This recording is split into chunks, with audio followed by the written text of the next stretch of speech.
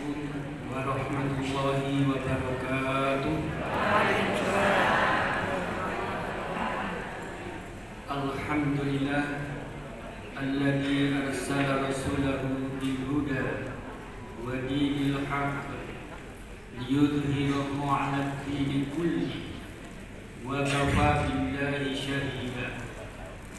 Asyhadu an la ilaha illallah wahdahu la syarika lah wa asyhadu anna Muhammadan abduhu wa rasuluh la nabiyya ba'da amma ba'd. Yang kami hormati pimpinan wilayah Muhammadiyah Jawa Timur, Bapak Dr. Sukadiono MM. Yang kami hormati pimpinan daerah Muhammadiyah Surabaya beserta jajarannya. Yang kami hormati pimpinan Aisyah Kota Surabaya beserta jajarannya. Yang kami hormati seluruh pimpinan Muhammadiyah Surabaya, baik yang ada di DJM, di ranting, di amal usaha, dan juga seluruh warga besar Muhammadiyah Surabaya yang kami hormati dan kami banggakan. Marilah kita bersyukur kepada Allah Subhanahu wa Ta'ala yang telah memberikan hidayah, taufik dan rahmat kepada kita, sehingga di pagi hari ini di akhir tahun 2024 Masehi kita bisa hadir di aula yang istimewa, yaitu aula UM Surabaya atau dikenal dengan Tower 13. Dan kita nyaman di sini, rasanya sejuk. Mudah-mudahan menambah kenikmatan bagi kita semua dan kesyukuran kita kepada Allah Subhanahu wa Ta'ala. Dan mudah-mudahan kegiatan ini selalu bermanfaat bagi kita, khususnya warga Muhammadiyah Surabaya dan umat Islam semuanya. Amin. Salawat dan salam mudah-mudahan tetap tercurahkan kepada junjungan Nabi kita Muhammad sallallahu alaihi wasallam yang telah memberi pencerahan kehidupan manusia dari kehidupan yang gelap gulita yang dikenal dengan jahiliyah menjadi kehidupan yang terang benderang, selamat, mencerahkan dan berkemajuan, yaitu Islam. Dari kehidupan yang penuh kesyirikan, pengabdian manusia kepada benda-benda yang tidak berguna, menjadi kehidupan yang bertauhid, hanya mengesahkan dan menyembah Allah semata. Karena Allah Rabbul Alamin, Allah itu pencipta, pemelihara, dan sekaligus nanti yang akan mengakhiri alam semesta ini. Dari kebiadaban menjadi keberperadaban. Mudah-mudahan kita tetap menjadi umatnya sampai akhir hayat kita, hingga kita menghadap Allah nanti dalam keadaan husnul khotimah.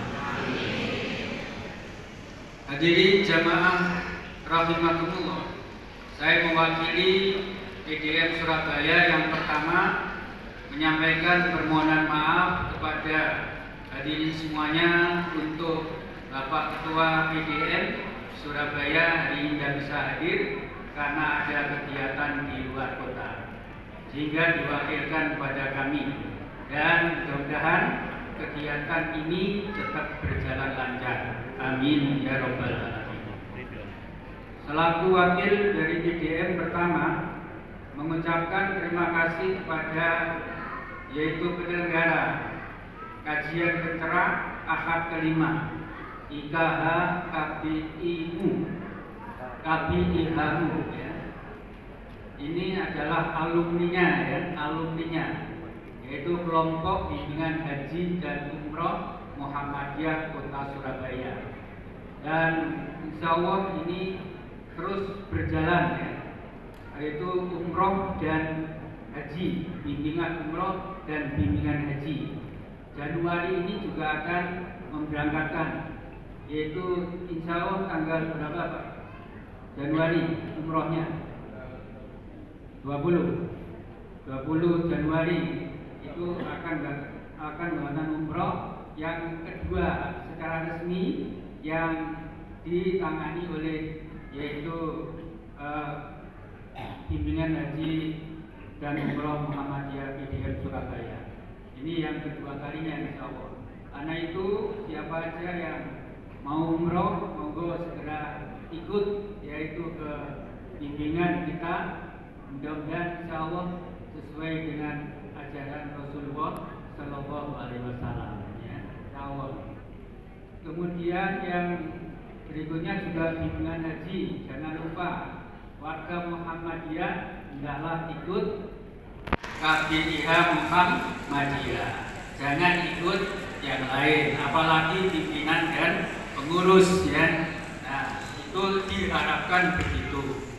Namun semuanya itu adalah walang ya, tapi tetap PDM mengharapkan hendaknya warga Muhammadiyah mengikuti apa yang dilaksanakan oleh Muhammadiyah.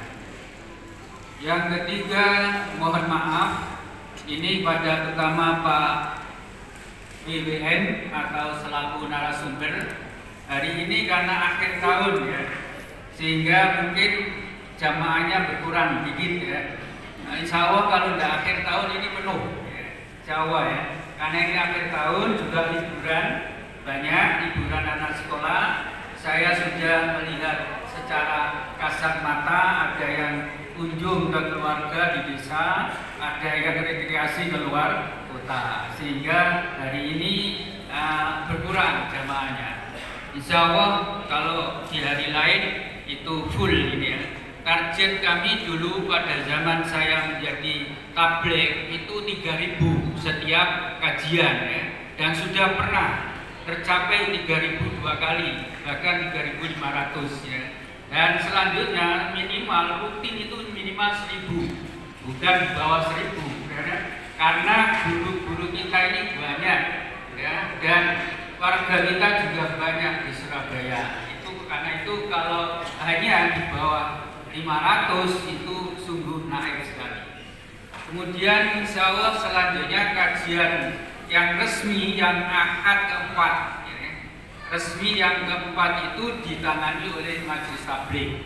Jadi yang resmi kelima ditangani oleh IKH KBIH-MU ya. Ini sudah pembagian tugas.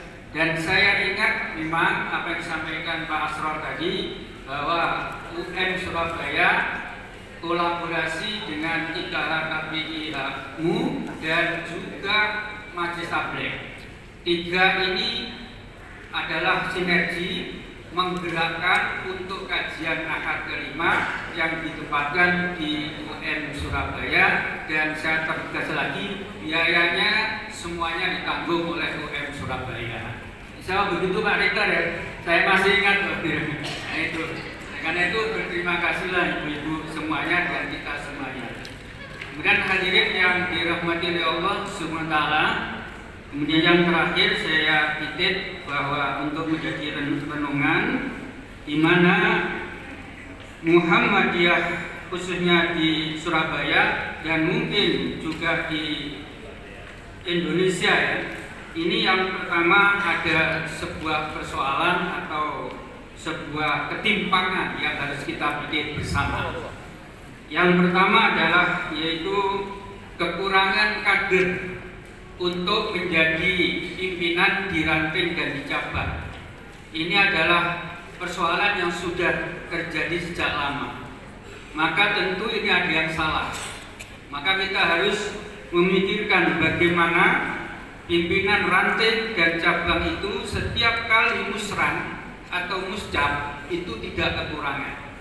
Sampai hari ini masih sulit sekali untuk menyempurnakan pimpinan ranting dan PJM. Kalau PJM masih lumayan, yang banyak diranting.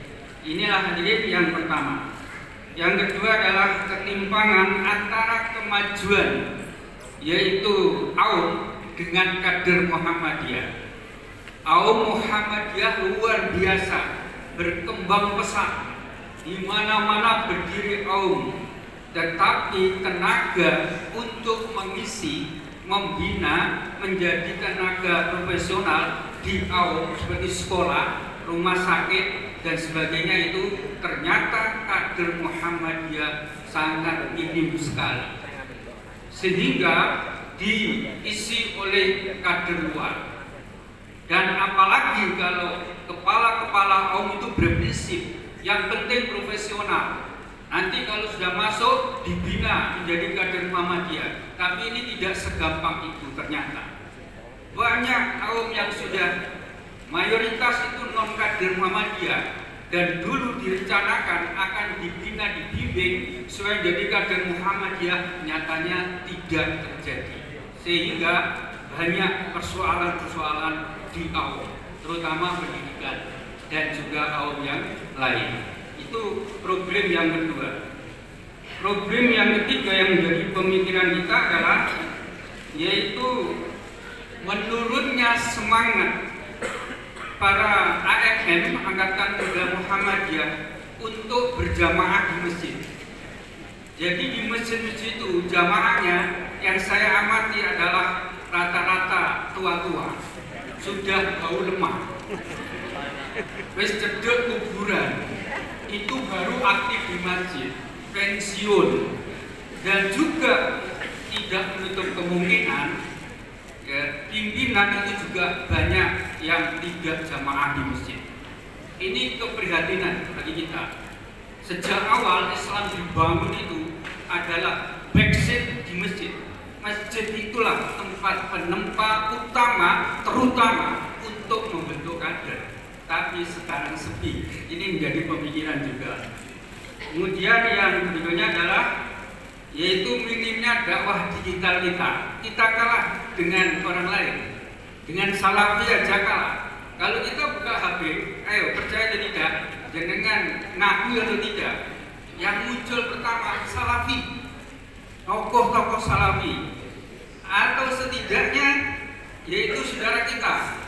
Yang kita baru sekian kali buka, baru muncul satu kali. Bisa dibandingkan, bisa 1 banding 10 baru muncul kita. Ini penting, dakwah digital. Ini kita yang harus juga berkembang, memajukan ke sana.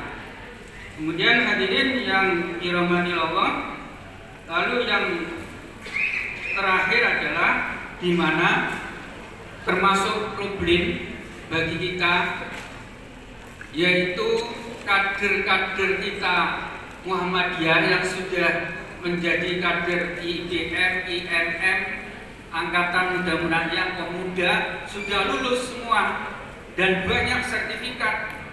Tapi kadang-kadang di Aum melamar itu tidak diutamakan, justru yang lain yang diutamakan. Sehingga kader-kader kita ini protes. Dan kasus ini tidak hanya di Surabaya, bisa adalah seluruh Indonesia. Walaupun yang saya amati di Surabaya, ini menjadi pemikiran karena saya lakukan sengaja dengan Bapak PWM ya, mumpung ada Bapak PWM ini di sini. Jadi ternyata di Aum itu minim kader Muhammadiyah, sehingga Aum itu banyak persoalan, terutama pendidikan ismubah dan juga yang lainnya itu seringkali yaitu menjadi persoalan. Dan bahkan masih ada pegawai Aum Muhammadiyah itu berani memakai seragam lain di sekolah Muhammadiyah. Pernah ada. Dan itu kalau dikritik, ya sudah. Ini saya kan di sini kerja. Nah, itu jangan. Dan tidak menutup kemungkinan Bapak Ibu di Aum itu ngaku Muhammadiyah, tapi di luar pengamalan agamanya tetap tidak akan berubah. Nah itulah akibat dari tadi, yaitu dimana ketika menerima pegawai rekrutmen itu tidak benar-benar kader yang diutamakan, tapi orang lain asal profesional. Coba ada tapak suci, ada kokam, ada satpam, ada macam-macam. Itu masih banyak om kita menerima dari outsourcing. Kokam dibiarkan, tidak dipakai, tidak diberi tempat dan sebagainya. Inilah menjadi pemikiran kita yang harus kita ubah mindset atau kebijakan sistem ya dalam organisasi kita ini agar mengutamakan untuk kader dulu baru yang lain. Nah, kalau sudah kader dulu insya Allah ini akan luar biasa Muhammadiyah, dan Muhammadiyah insya Allah 10 tahun ke depan akan disenangi, diminati oleh dunia, bukan hanya Indonesia. Tepuk tangan untuk Muhammadiyah. Sekarang ini sudah banyak yang tertarik Muhammadiyah di luar negeri, karena itu harus dijaga di dalamnya. Jangan maju keluar, tapi di dalam bobrok. Naudzubillah min dzalik. Demikian kurang punya mohon maaf ya, yaitu apa yang dapat kami sampaikan agak panjang sedikit ya. Apa ini saya juga punya parihan sedikit ya. Madingi Pak pengacara yaitu goreng kucur wajane sangka lemah aja nganti mati genine iki ngono pitutur sarana genah aja ngantos dados atine. Wassalamualaikum warahmatullahi wabarakatuh.